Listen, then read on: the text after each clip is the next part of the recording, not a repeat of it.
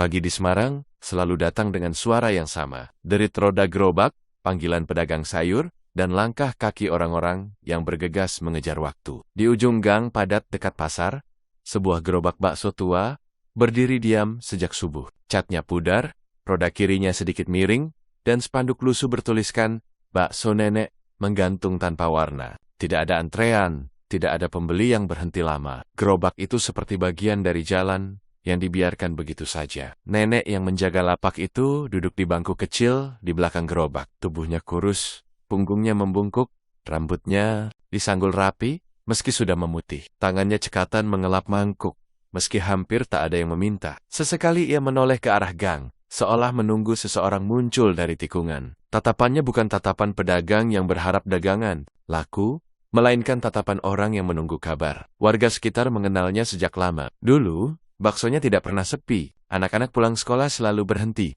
Ibu-ibu kerap memesan untuk dibawa pulang. Namun beberapa bulan terakhir, suasana berubah. Baksonya tetap sama, kata orang-orang. Tapi gerobaknya seperti kehilangan daya tarik. Ada jeda panjang antara satu pembeli dan pembeli lain. Ada keheningan yang tak biasa. Biasanya cucunya bantu, bisik seorang pedagang sayur kepada temannya. Sekarang kok nggak pernah kelihatan. Nama cucu itu sering disebut, tapi orang jarang benar-benar mengenalnya. Bocah itu pendiam, sering berjalan di belakang neneknya, sambil mendorong gerobak. Kadang ia duduk di bangku kayu, sambil mengerjakan tugas sekolah. Beberapa warga ingat, bocah itu sopan dan selalu menyapa. Lalu, tiba-tiba saja, ia menghilang dari rutinitas kecil itu. Nenek selalu punya jawaban singkat. "Jika lagi main ke saudara," katanya suatu pagi. Di hari lain, jawabannya berubah sedikit. Lagi nggak enak badan. Tidak ada penjelasan panjang. Tidak ada keluhan. Orang-orang menerima. Karena begitulah kebiasaan di lingkungan itu. Tidak mencampuri urusan orang lain terlalu jauh. Namun, keheningan di lapak itu perlahan menjadi bahan percakapan. Gerobak yang dulu ramai, kini seperti menunggu tanpa tujuan. Waktu berjalan lambat di sana. Kuah bakso dipanaskan berulang kali, lalu didinginkan kembali. Panci ditutup, dibuka, ditutup lagi. Nenek tetap duduk, seolah bekerja adalah satu-satunya cara menjaga hari tetap berjalan. Seorang pelanggan lama, Pak Arif, berhenti suatu siang. Ia memesan semangkuk, lalu duduk di bangku plastik. Setelah beberapa sendok, ia menatap sekeliling. "Biasanya rame ya, Nek?" katanya pelan. Nenek mengangguk tanpa menatap balik. "Sekarang orang-orang banyak pilihan," jawabnya singkat. Pak Arif mengangguk. Meski ia tahu jawaban itu tidak sepenuhnya menjelaskan. Yang membuat warga mulai merasa tidak nyaman, bukanlah rasa bakso atau kondisi gerobak, melainkan pola. Setiap pagi nenek selalu datang tepat waktu. Setiap sore, ia pulang sendirian. Tidak ada lagi suara langkah kecil yang biasa menyertai. Tidak ada anak yang berlari-lari di sekitar gerobak. Gang yang padat itu terasa lebih sempit, lebih sunyi. Ketua RT setempat sempat memperhatikan dari kejauhan. Ia tidak ingin mencurigai apapun tanpa alasan. Namun laporan kecil mulai berdatangan. Bukan laporan resmi. Hanya cerita tentang anak yang lama tak terlihat, tentang sekolah yang pernah menanyakan keberadaan muridnya. Semua masih berupa potongan, belum membentuk apa-apa. Sore itu, hujan turun ringan. Nenek menutup gerobaknya lebih cepat. Ia mendorongnya perlahan melewati gang, sendirian. Lampu-lampu rumah menyala satu persatu. Dari balik jendela, beberapa pasang mata mengikuti gerakannya. Bukan dengan prasangka, melainkan dengan rasa ingin tahu yang tak terucap. Lapak bakso itu memang terlalu sepi. Bukan hanya karena pembeli yang berkurang, tetapi karena ada ruang kosong yang tak bisa dijelaskan. Ruang yang dulu diisi tawa kecil, langkah cepat, dan percakapan sederhana. Kini, yang tersisa hanyalah gerobak tua, seorang nenek, dan pertenion, yang pelan-pelan mulai mencari jawaban. Sekolah dasar itu berdiri tak jauh dari permukiman tempat nenek berjualan bakso. Bangunannya sederhana, cat dindingnya mulai kusam, namun setiap pagi selalu dipenuhi suara anak-anak yang berlarian. Bel masuk berbunyi pukul 7 tepat, dan satu persatu, murid masuk ke kelas masing-masing. Di kelas 4B, ada satu bangku, yang sejak beberapa minggu terakhir selalu kosong. Awalnya, ketidakhadiran itu tidak terasa mencolok. 1 hari absen, masih dianggap wajar. 2 hari, guru mencatat sambil berpikir, mungkin anak itu sedang sakit. Namun ketika hari-hari berlalu tanpa kabar, wali kelas mulai gelisah. Nama anak itu terus muncul di daftar hadir dengan tanda kosong yang sama. Bu Rina, wali kelasnya, mencoba menghubungi nomor yang tercatat di data sekolah. Panggilan tak pernah tersambung. Pesan singkat hanya dibaca tanpa balasan. Ia lalu memanggil. Salah satu teman sebangku anak itu menanyakan dengan hati-hati. Jawabannya polos, khas anak-anak. Katanya, ikut neneknya terus, Bu, nggak pernah main lagi. Informasi kecil itu cukup membuat Bu Rina merasa ada yang tidak beres. Ia mengenal anak itu sebagai murid yang pendiam, tapi rajin, nilainya stabil. Jarang membuat masalah. Tidak ada tanda-tanda bahwa ia akan berhenti sekolah begitu saja. Terlebih, tidak ada surat keterangan apapun yang masuk. Pihak sekolah kemudian menghubungi ketua RT tempat anak itu tinggal. Pembicaraan berlangsung singkat dan formal, namun menyisakan kegelisahan. Ketua RT mengaku juga jarang melihat anak itu. Belakangan ini, terakhir, ia mengingat bocah itu membantu mendorong gerobak bakso. Beberapa bulan lalu, sore hari, Bu Rina memutuskan datang langsung ke lingkungan tersebut. Ia tidak membawa siapapun, hanya ingin memastikan keadaan. Ia melihat nenek penjual bakso sedang duduk di depan rumahnya, membersihkan peralatan dagang. Bu Rina menyapa dengan sopan, memperkenalkan diri, lalu menanyakan kabar cucunya. Nenek itu tersenyum tipis. Lagi di rumah saudara, katanya. Nadanya datar, tanpa detail. Bu Rina menunggu lanjutan penjelasan, tapi tak kunjung datang. Ia bertanya lebih lanjut, tentang kapan anak itu kembali ke sekolah.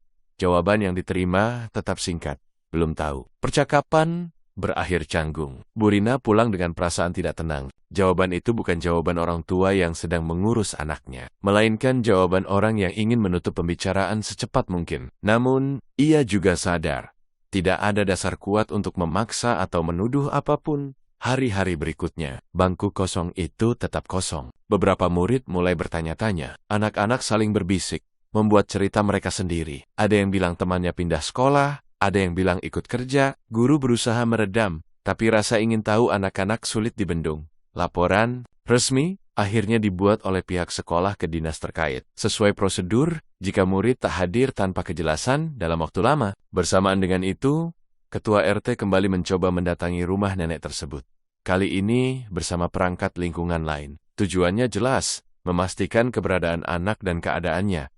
Nenek kembali memberikan jawaban serupa, dengan kata-kata yang hampir sama persis seperti sebelumnya. Tidak ada emosi berlebih, tidak ada kemarahan, juga tidak ada kesedihan. Semua terdengar terlalu rapi. Perangkat lingkungan mencatat, namun tetap menjaga sikap hormat. Mereka belum menemukan alasan untuk melangkah lebih jauh. Di sisi lain, warga mulai memperhatikan perubahan kecil. Lampu rumah nenek sering menyala hingga larut malam. Gerobak bakso kini jarang keluar lebih lama. Dan yang paling terasa, tidak ada lagi suara anak yang biasanya terdengar dari halaman rumah itu. Ketidakhadiran seorang anak seharusnya menjadi alarm keras. Namun di lingkungan yang sibuk dengan urusan masing-masing, alarm itu baru berbunyi pelan. Terlalu pelan. Hingga akhirnya, catatan sekolah, laporan lingkungan, dan keheningan yang terus berulang, mulai bertemu di satu titik. Bab ini tidak ditutup dengan teriakan atau kepanikan. Hanya dengan satu kesadaran sederhana yang mulai tumbuh.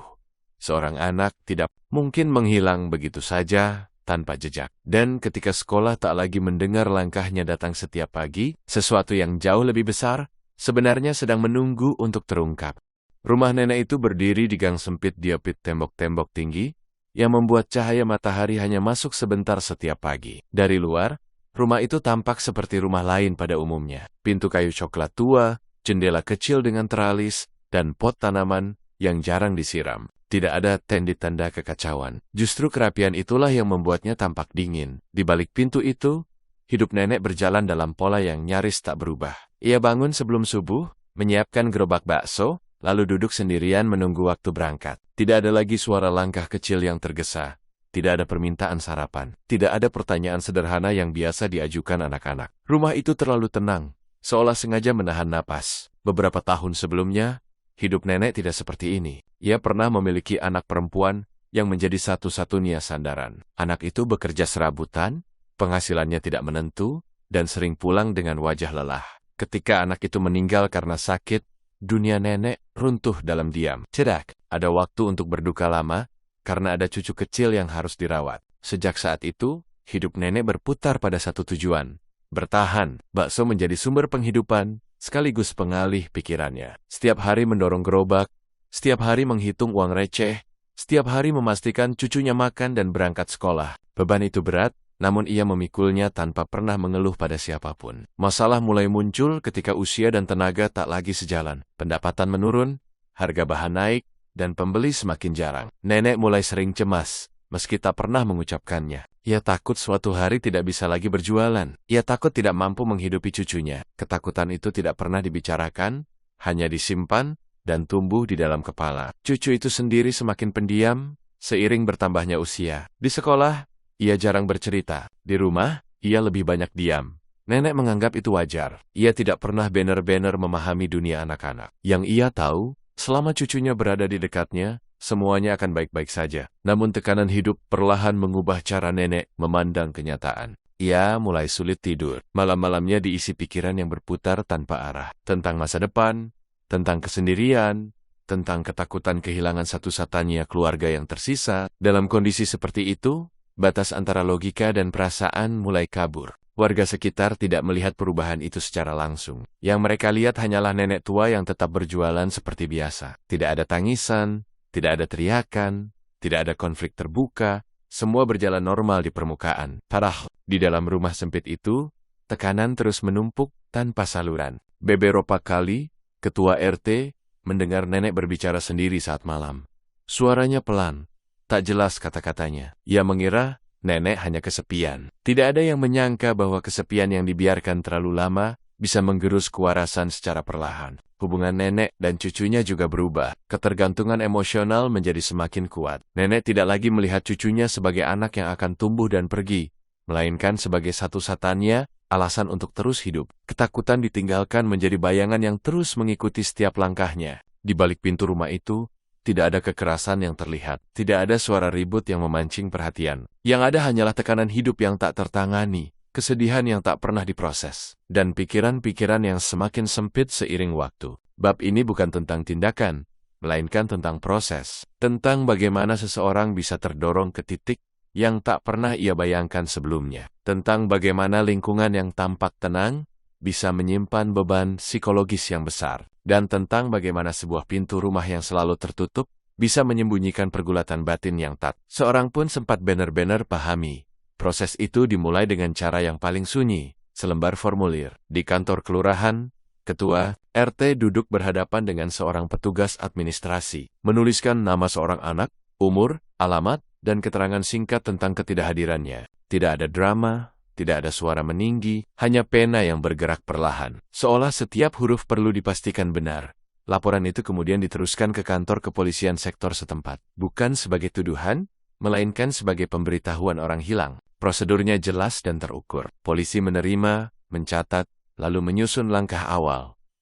Bagi aparat, ini bukan kasus besar. Setidaknya, belum saat itu, dua petugas ditugaskan melakukan pengecekan lapangan. Mereka datang tanpa seragam lengkap, tanpa sirena, tanpa keramaian. Pendekatannya persuasif, sesuai standar penanganan awal kasus anak hilang. Lingkungan gang sempit itu mereka susuri perlahan. Menyapa warga, mengamati, mendengarkan. Pertanyaan yang diajukan sederhana. Kapan terakhir kali anak itu terlihat? Dengan siapa biasanya ia bergaul? Apakah ada konflik keluarga yang diketahui? Jawaban warga beragam, namun memiliki satu benang merah.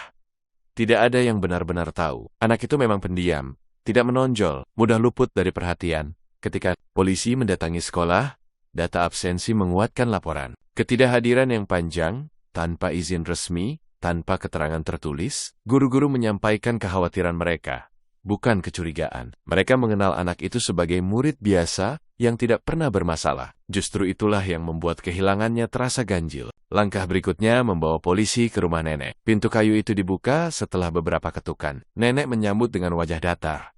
Sedikit terkejut, namun tidak panik. Polisi memperkenalkan diri, menjelaskan maksud kedatangan, lalu menanyakan keberadaan cucunya. Jawaban nenek tidak berubah dari sebelumnya. Cucu itu, katanya, sedang berada di rumah saudara. Ketika ditanya alamat dan waktu keberangkatan, jawabannya mulai tidak konsisten. Nama saudara disebut samar, lokasi tidak jelas, dan tidak ada cara untuk dihubungi. Polisi mencatat semuanya tanpa menyela. Di dalam rumah, suasana terlihat rapi, terlalu rapi. Tidak ada barang anak yang terlihat jelas di ruang tamu. Tidak ada tas sekolah, tidak ada sepatu kecil di dekat pintu. Polisi tidak melakukan penggeledahan. Belum ada dasar hukum untuk itu. Mereka hanya mengamati, mengingat detail, lalu pamit dengan sopan di luar ramah. Salah satu petugas berhenti sejenak. Ia menoleh ke arah jendela yang tertutup rapat. Ada perasaan yang sulit dijelaskan, namun ia menahannya. Dalam pekerjaannya, perasaan bukan dasar tindakan. Fakta dan prosedur adalah pegangan utama.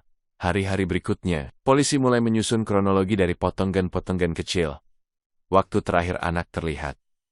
Perubahan rutinitas nenek, Kitra. Warga yang saling melengkapi, meski tidak saling mengenal. Tidak ada satupun yang langsung menunjuk pada kesimpulan tertentu. Namun jelas, ada ketidakwajaran yang tidak bisa diabaikan.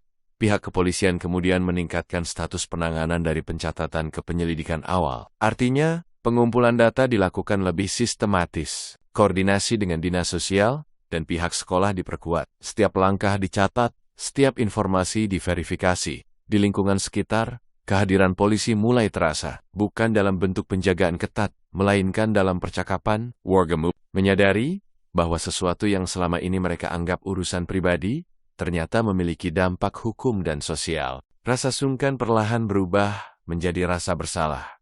Karena terlalu lama diam, nenek tetap berjualan seperti biasa. Gerobak baksonya masih keluar setiap pagi, meski semakin jarang pembeli. Tatapannya kini lebih sering kosong. Polisi beberapa kali melihatnya dari kejauhan, memastikan rutinitasnya tidak berubah drastis. Semua dicatat. Tidak ada kesimpulan yang ditarik terburu-buru.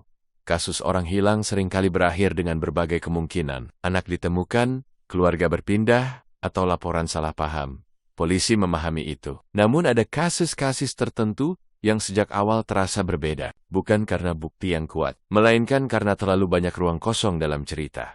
Bab ini tidak menampilkan penangkapan atau pengungkapan. Hanya lengka-lengka awal yang tampak biasa, namun menentukan arah segalanya. Saat laporan orang hilang masuk dan polisi mulai bekerja, sebuah proses panjang pun dimulai. Proses yang tidak bisa dihentikan oleh kebiasaan lama untuk diam. Dan di balik pintu rumah yang selalu tertutup itu, jarak antara dugaan dan kenyataan perlahan menyempit. Menunggu waktu untuk terbuka dengan cara yang tak seorang pun siap menerimanya. Perubahan arah kasus tidak datang dengan ledakan atau pengakuan mendadak. Ia datang melalui hal-hal kecil yang pada awalnya tampak sepele. Sebuah catatan yang tidak sinkron, waktu yang tidak cocok, dan detail yang berulang kali menghindar dari kejelasan. Penyelidikan berlanjut dengan pendekatan yang lebih terstruktur. Polisi mulai menelusuri informasi tentang saudara yang disebut nenek. Nama yang ia ucapkan tidak tercatat di alamat manapun yang relevan. Ketika ditanya kembali pada kesempatan berbeda, nenek menyebutkan nama lain. Dengan alasan lupa. Bagi polisi, lupa bisa dimaklumi. Namun lupa yang bara-baubah adalah sesuatu yang perlu diuji. Langkah berikutnya adalah pemeriksaan lingkungan rumah secara administratif. Petugas kelurahan bersama polisi melakukan pendataan ulang warga sesuai prosedur rutin. Tidak ada penggeledahan, tidak ada tekanan, semua dilakukan terbuka. Dalam proses itu, polisi mencatat satu hal yang janggal. Data kependudukan cucu itu masih aktif, namun tidak ada aktivitas administratif apapun yang melibatkan namanya selama beberapa bulan terakhir. Di sisi lain, Dinas Sosial memberikan laporan singkat. Tidak ada permohonan bantuan, tidak ada laporan pindah domisili, tidak ada catatan penempatan anak ke keluarga lain. Artinya, secara sistem, anak itu seperti berhenti ada, tanpa proses resmi. Apapun, polisi kembali mendatangi rumah nenek. Kali ini dengan tujuan klarifikasi lanjutan. Nada bicara tetap tenang. Pertanyaan tetap sederhana, namun kali ini, nenek tampak lebih lelah. Ia duduk lebih lama sebelum menjawab. Tatapannya sering teralih ke sudut ruangan, seolah mencari sesuatu yang tidak terlihat. Salah satu petugas memperhatikan dapur kecil di bagian belakang rumah. Bukan karena bau atau kondisi tertentu, melainkan karena dapur itu tampak terlalu sering dibersihkan. Permukaannya rapi, peralatan tersusun nyaris tanpa noda. Dalam banyak rumah sederhana, dapur adalah ruang yang paling jujur, menunjukkan aktivitas. Di rumah ini, dapur seperti ruang yang sengaja dijaga agar tidak meninggalkan cerita. Tanpa melanggar batas, polisi meminta izin untuk mencatat kondisi rumah secara visual sebagai bagian dari dokumentasi. Nenek mengizinkan, meski dengan raut wajah yang sulit dibaca. Tidak ada barang yang secara langsung mengarah pada kesimpulan apapun. Namun ketiadaan barang-barang pribadi milik anak menjadi semakin mencolok, seolah keberadaannya telah dihapus secara perlahan. Beberapa hari kemudian, sebuah informasi tak terduga datang dari luar lingkungan itu. Seorang pengepul barang bekas melapor bahwa beberapa waktu lalu, ia pernah diminta nenek untuk mengambil barang-barang lama dari rumahnya. Di antara barang itu, ada tas sekolah anak-anak. Saat itu ia tidak berpikir apa-apa. Kini, informasi itu dicatat sebagai bagian dari kronologi. Dengan cukup dasar awal, polisi mengajukan permohonan langkah lanjutan sesuai hukum. Prosesnya tidak cepat, namun berjalan pasti. Ketika izin diperoleh, tim kecil kembali ke rumah nenek Kaliene dengan mandat yang jelas dan disaksikan aparat lingkungan setempat. Tidak ada perlawanan, tidak ada teriakan, nenek duduk diam, tangannya terlipat di pangkuan. Pemeriksaan dilakukan sistematis dan profesional. Setiap temuan dicatat, dikemas, dan diberi penanda. Polisi bekerja tanpa komentar berlebihan, seolah memahami bahwa setiap langkah memiliki dampak besar bagi banyak orang. Hasil pemeriksaan awal kemudian dikirim untuk analisis lebih lanjut. Polisi menahan diri untuk tidak menyimpulkan apapun sebelum semua data terkumpul. Namun satu hal menjadi jelas, kasus ini tidak lagi bisa diperlakukan sebagai laporan orang hilang biak. Ketika hasil analisis sementara diterima, arah penyelidikan berubah secara resmi. Status kasus ditingkatkan. Tim diperluas. Koordinasi dengan unit terkait dilakukan. Semua berjalan sesuai prosedur. Namun suasana di kantor polisi terasa berbeda. Lebih berat, lebih hening. Nenek dipanggil untuk dimintai keterangan tambahan. Kali ini bukan sekadar klarifikasi. Wajahnya tampak kosong, seolah beban yang lama dipikul mulai kehilangan bentuk. Pertanyaan diajukan perlahan, memberi ruang untuk menjawab tanpa tekanan. Namun setiap jawaban justru menambah panjang daftar ketidaksesuaian. Di luar, kabar mulai menyebar. Warga belum mengetahui detail apapun, namun mereka merasakan perubahan. Polisi yang lebih sering datang, aparat lingkungan yang lebih serius. Bisik-bisik kembali muncul. Kali ini dengan nada cemas. Bab ini tidak diakhiri dengan pengungkapan penuh. Tidak ada pernyataan resmi yang dibacakan ke publik. Yang ada hanyalah satu kesimpulan internal yang mulai menguat. Sesuatu yang sangat mendasar telah disembunyikan terlalu lama. Temu-temu itu mengubah arah kasus, bukan karena sensasinya, melainkan karena maknanya. Dari sekadar pencarian, kasus ini kini bergerak menuju pertanggungjawaban. Dan ketika arah telah berubah, tidak ada jalan kembali ke keheningan semula.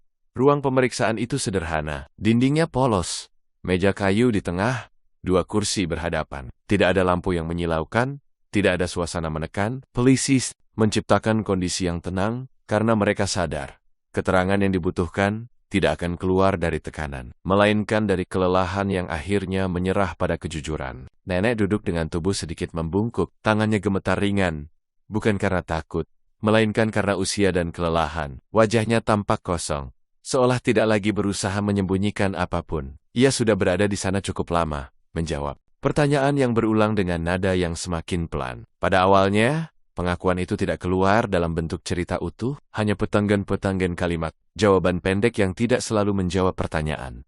Polisi tidak memotong. Mereka membiarkan jeda terjadi, memberi ruang bagi pikirannya sendiri untuk berjalan. Aku cuma takut sendirian, ucap nenek itu akhirnya, hampir berbisik.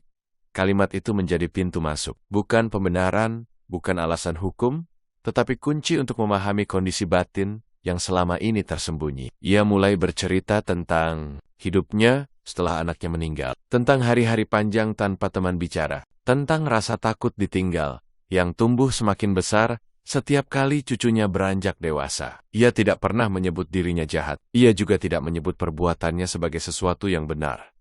Yang ia gambarkan hanyalah kebingungan. Tidak membedakan keputusan rasional dan dorongan emosional. Dalam pikirannya saat itu, segala sesuatu terasa sempit dan mendesak. Polisi mendengarkan dengan sikap profesional. Mereka tahu, memahami bukan berarti memaafkan. Setiap pengakuan dicatat, diverifikasi, dan disesuaikan dengan temuan yang sudah ada. Tidak ada pertanyaan bernada menghakimi. Hanya klarifikasi demi klarifikasi. Untuk melengkapi proses, seorang ahli psikologi forensik dilibatkan. Pemeriksaan dilakukan terpisah dari penyelidikan pidana dengan tujuan menilai kondisi kejiwaan nenek secara objektif. Sesi berlangsung beberapa kali, tidak dalam satu hari. Pendekatannya perlahan, terukur. Hasil penilaian menunjukkan bahwa nenek mengalami tekanan psikologis berat dalam jangka panjang. Kesepian kronis, ketergantungan emosional, dan ketidakmampuan mengelola duka berperan besar dalam membentuk cara berpikirnya. Namun,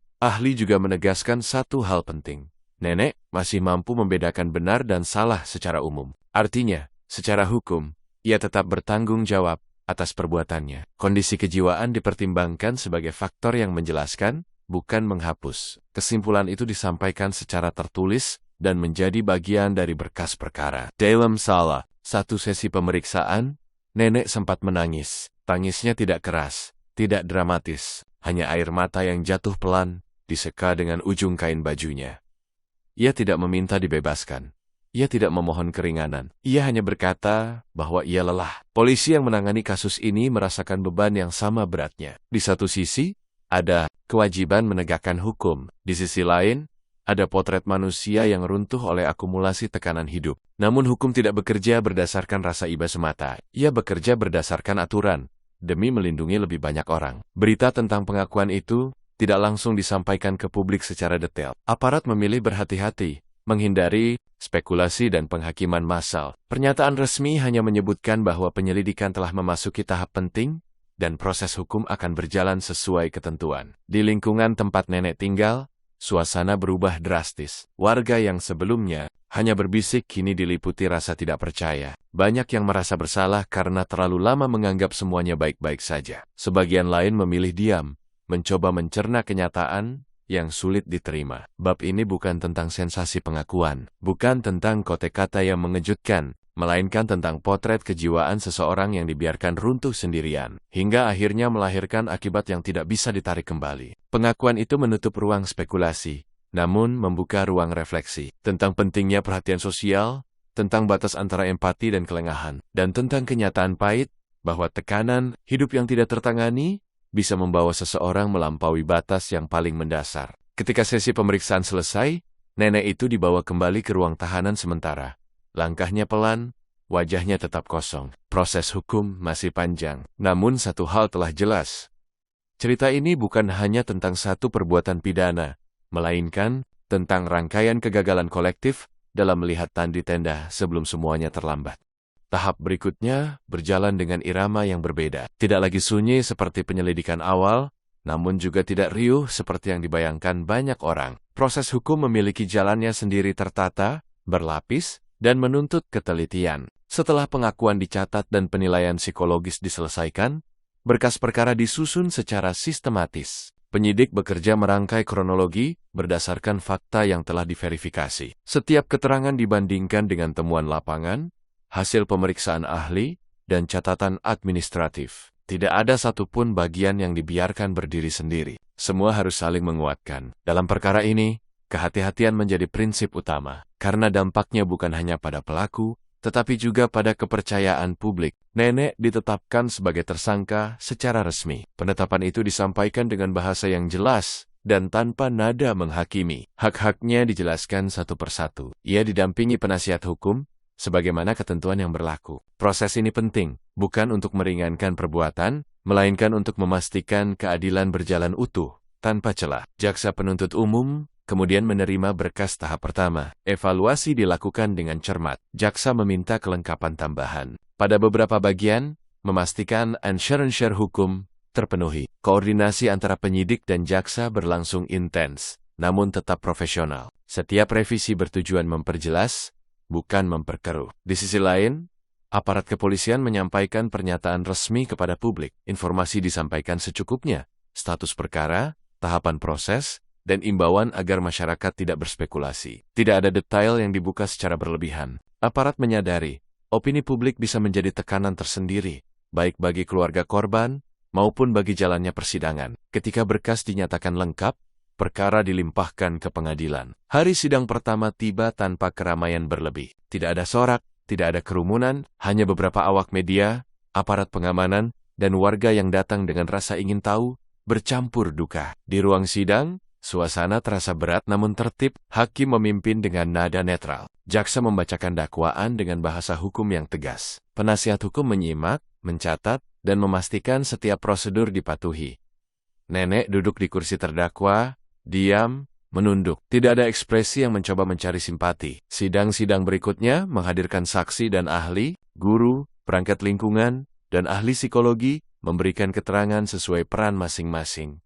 Fakta disampaikan apa adanya. Tidak ada dramatisasi. Setiap kesaksian menambah potongan pada gambaran besar tentang bagaimana rangkaian peristiwa ini. Ahli psikologi kembali menegaskan kesimpulan sebelumnya di hadapan majelis hakim. Tekanan mental dijelaskan sebagai konteks, bukan alasan pembenar. Hakim mendengarkan dengan saksama mencatat poin-poin penting untuk pertimbangan putusan. Prinsipnya jelas, kondisi kejiwaan dipertimbangkan dalam penjatuhan hukuman, namun tidak menghapus pertanggungjawaban pidana. Penasihat hukum menyampaikan pembelaan dengan menekankan sisi kemanusiaan dan latar belakang hidup terdakwa. Jaksa menanggapi dengan menegaskan dampak perbuatan terhadap korban dan masyarakat. Dua sudut pandang itu dipertemukan dalam ruang yang sama, di bawah payung hukum.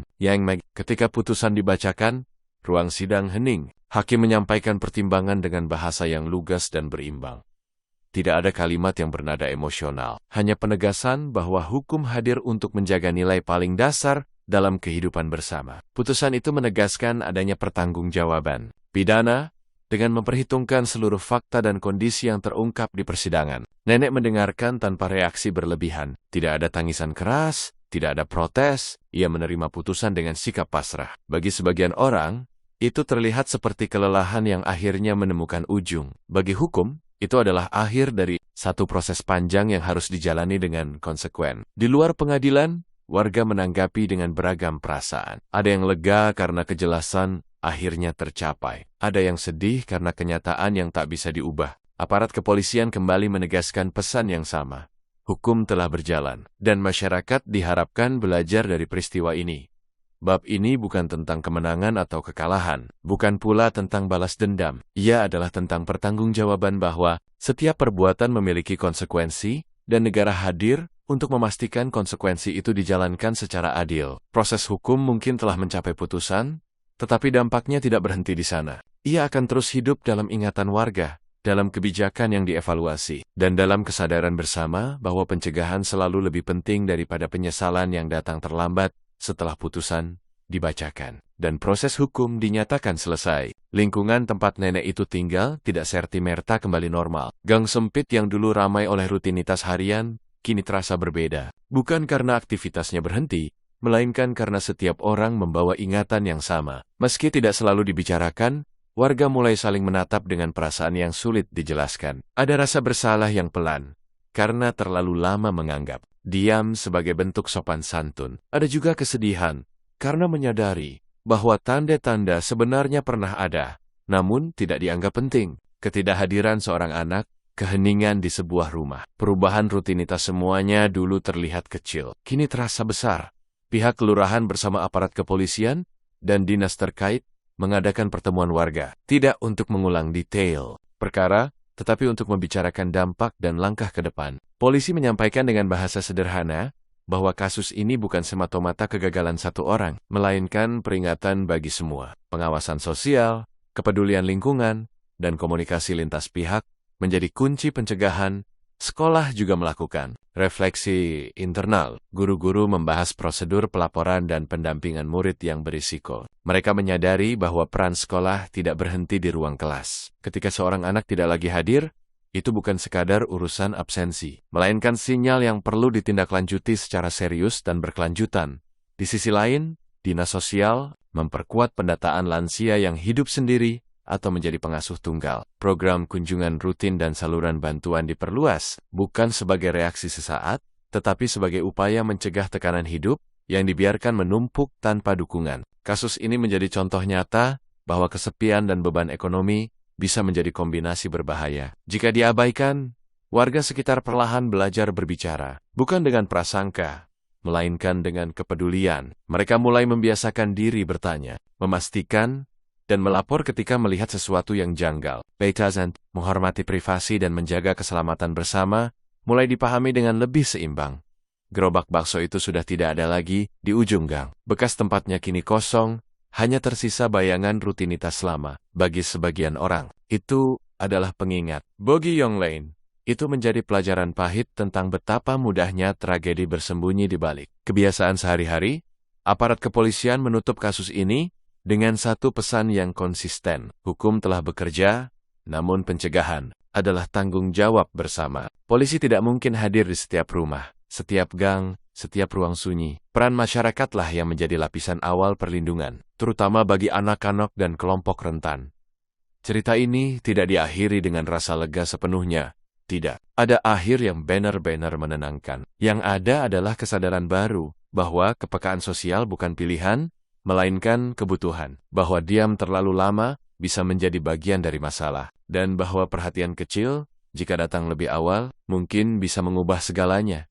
Bab ini menutup kisah dengan refleksi, bukan sensasi, tentang bagaimana sebuah komunitas belajar dari peristiwa yang mengguncang, tentang pentingnya saling menjaga sebelum hukum harus turun tangan, dan tentang harapan sederhana agar tragedi serupa tidak terulang, karena pelajaran telah dipetik bersama, meski dengan harga yang sangat mahal.